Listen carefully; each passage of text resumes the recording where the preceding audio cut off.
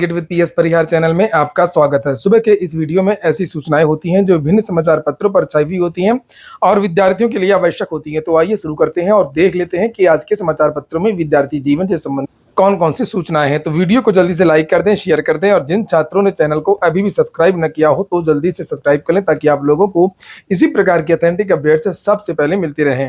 आगे बढ़ने से पहले एक सूचना है उन विद्यार्थियों के लिए जो विद्यार्थी किसी भी प्रतियोगी परीक्षा की तैयारी कर रहे हैं। वे सभी भर्ती टेक्स्ट बुक के इस बेस्ट ऑफर का लाभ ले सकते हैं जिसका नाम है फ्यूचर ऑफिसर सेल। इनका जो ईयरली पास होता है मॉक टेस्ट का, जिसमें आप लोग भारत की लगभग सभी भर्तियों के मॉक टेस्ट में हिस्सा ले सकते हैं। SSC, railway, bank, UPSC, UPSC, UPSI, सारी भर्तियां लगभग इसमें कवर की गई हैं। भर्तियों की संख्या इसमें 800 से ज़्यादा है और इसमें मॉक टेस्ट की अगर हम लोग बात करें तो इसमें 80,000 से ज़्यादा मॉक टेस्ट आपको मिलेंगे।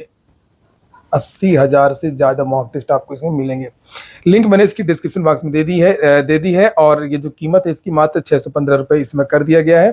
ये आप यहाँ पर देख सकते हैं और एक कोड लगा देंगे TWP तो 12% की इसमें और एक्स्ट्रा छूट मिल जाएगी।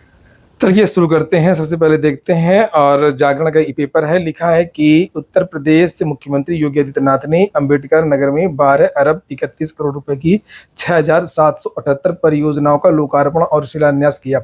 सीएम ने कहा कि सरकार ने 6.5 लाख युवाओं को सरकारी नौकरी देने का वादा पूरा किया है और उन्होंने ये भी कहा कि 2 लाख और युवाओं की भर्ती होने वाली है। सीएम ने सपा और कांग्रेस पर भी करारा हमला बोला।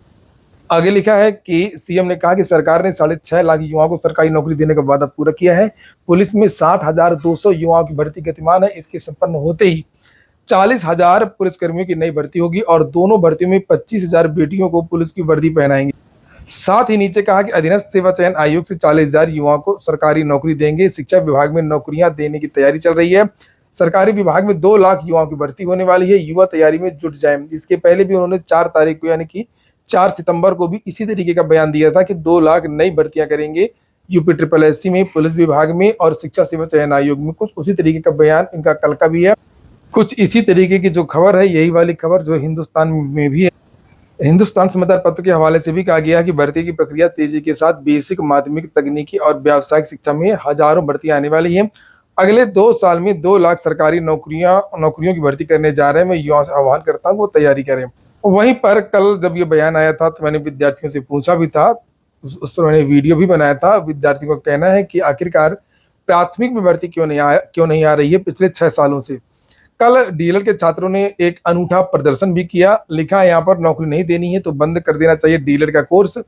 परिषदीय विद्यालयों में नई शिक्षक भर्ती की मांग को लेकर के सिविल लाइंस में पत्थर गिरजाघर के डीएलएड प्रशिक्षितों का धरना लगातार चौथे दिन भी जारी रहा। अभ्यर्थियों ने मुर्गा बनकर के सांकेतिक रूप से विरोध दर्ज कराते हुए सवाल उठाया कि सरकार को नौकरी नहीं देनी है तो डीएलएड कोर्स बंद कर देना चाहिए। अभ्यर्थी तय कर चुके हैं कि अगर शिक्षा सेवा चयन आयोग नई शिक्षक भर्ती का विज्ञापन और भर्ती परीक्षाओं का कैलेंडर शीघ्र जारी नहीं करता है तो आयोग के सामने बेमियादी धरने पर बैठ जाएंगे। हालांकि भर्ती की मांग पर आयोग ने नई शिक्षक भर्ती के लिए अधियाचन मांगने और कैलेंडर तैयार करने की प्रक्रिया शुरू कर दी है। धरने का नेतृत्व कर रहे डीएलएड संघ के प्रदेश अध्यक्ष रजत सिंह ने कहा कि प्रदेश सरकार 6 वर्षों से नई प्राथमिक शिक्षक भर्ती नहीं की है और भर्ती के इंतजार में डीएलएड प्रशिक्षकों की संख्या 11 लाख के ऊपर जा चुकी है।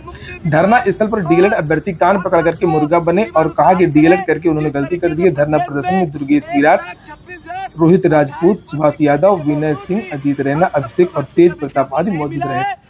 ये धरना काफी देर तक चला कल शाम को, जिसे आप लोग यहाँ पर देख सकते हैं। ये विद्यार्थी लगातार धरना प्रदर्शन कर रहे हैं।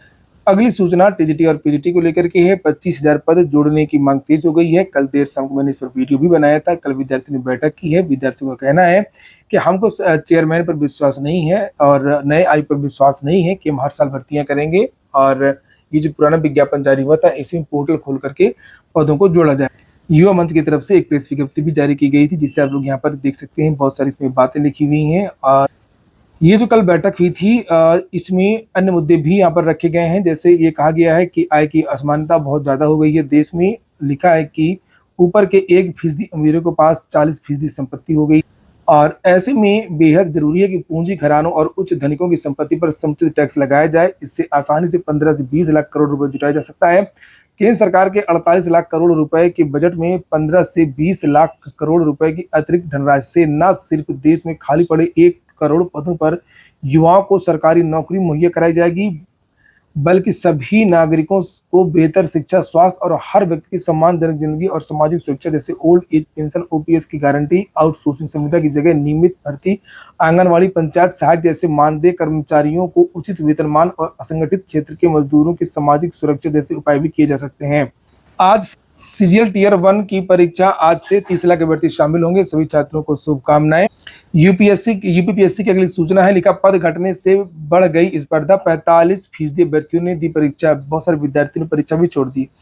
इसमें पदों की संख्या कम कर दी गई थी और एक शुद्धि पत्र जारी किया गया था। पहले 300 पदों पर भर्ती विज्ञापन जारी हुआ था, बाद में 180 पद कर दिए गए थे और यही हुआ कि कल जो परीक्षा हुई उसमें बहुत कम विद्यार्थी परीक्षा में शामिल हुए। लिखा स्टाफ नर्स और आयुर्वेद पुरुष महिला प्रारंभिक परीक्षा 2023 और स्टाफ नर्स यूनानी पुरुष महिला प्रारंभिक परीक्षा 2023 में रविवार को क्रमशः 40.25% और 36.55% अभ्यर्थी ही शामिल हुए। परीक्षा से ठीक 2 दिन पहले यूपीपीएससी को न्यायालय के आदेश के अनुपालन में पदों की संख्या घटानी पड़ी, जिसकी वजह से परीक्षा में स्पर्धा बढ़ गई। यहाँ पर लिखा है कि एक हाईकोर्ट का आदेश था जिसकी वजह से पदों को कम किया गया। लिखा है आयोग की ओर से बताया गया कि इलाहाबाद हाईकोर्ट की लखनऊ खंडपीठ की दाखिल याचिका पर पारित आदेश के तहत 11 अक्टूबर 2023 के विज्ञापन पर रोक लगा दी गई है। शासन ने 180 रिक्तियों का संशोधित निर्वाचन आयोग को प्रेषित करते हुए चयन संबंधी प्रक्रिया पूरी करने की अपेक्षा की है। डीएलएड के विद्यार्थियों ने कल जो प्रदर्शन किया था उसको लेकर के और भी बहुत सारे समाचार पत्रों में जानकारी दी गई है, जिसे आप लोग यहाँ पर देख सकते हैं।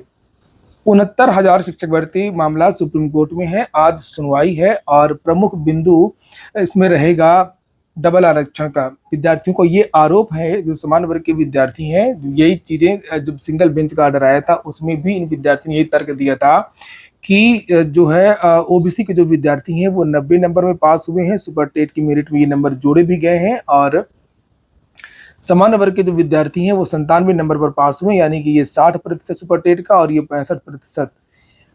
और हालांकि ये विद्यार्थी गए हैं मुख्य तौर पर कहने को तो गए थे अपनी सूची बचाने के लिए कि हमको निकाला ना जाए, लेकिन मामला यहाँ से पलट गया। सुप्रीम कोर्ट जाने का मतलब ही है कि विस्तृत बहस और वैसे भी लार्जर बेंच चाहिए और इसमें पूरी सुनवाई होने की चर्चा है कि जो है सभी तथ्यों को ध्यानपूर्वक सुना जाएगा। तो शुरुआत में तो यही था कि जो जनरल वर्ग के जो विद्यार्थी हैं जिनको डर है कहीं उनको निकाल ना दिया जाए, तो वो इसलिए सुप्रीम कोर्ट जा रहे हैं कि छेड़छाड़ ना हो। लेकिन अब यहाँ पर ये भी मुद्दा आ गया है, इन छात्रों की पहली जो मांग है वो यही है कि जिन विद्यार्थियों ने सुपर टेट में लाभ लिया है उनको आरक्षण कोटे में ही रखा जाए।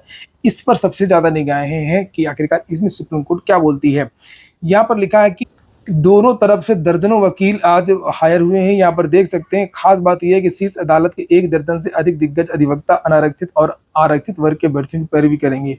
69,000 प्राथमिक शिक्षक भर्ती का यह तीसरा विवाद है जो सुप्रीम कोर्ट पहुंचा है। पहला जो मामला था वो कट ऑफ को लेकर के पहुंचा था सुप्रीम कोर्ट में, शिक्षा मित्र वाला जो विवाद था।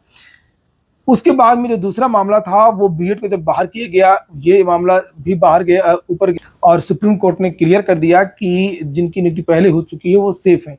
और ये अब तीसरा मामला गया है। अब इसमें ये देखना है कि क्या होता है। सूची बचाने को लेकर के मुख्य रूप से गए हैं, अब कौन रहेगा कौन जाएगा, किसकी नौकरी सुरक्षित होगी, अब ये देखने वाली बात है। पूरे जो विद्यार्थी हैं, चयनित और अचयनित सभी विद्यार्थी की जो निगाहें वो इस पर रहेंगी।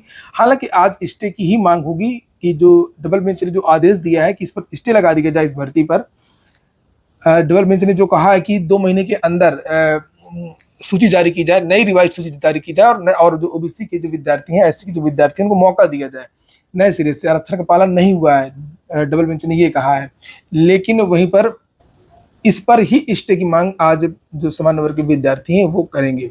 जब स्टे हो जाएगा तो फिर वो अगला जो मामला है वो कभी कोटे की बात और कभी जो अन्य मुद्दे हैं, चाहे जिला वरीयता वाला मामला हो या अन्य मुद्दे, वो आगे बढ़ेंगे।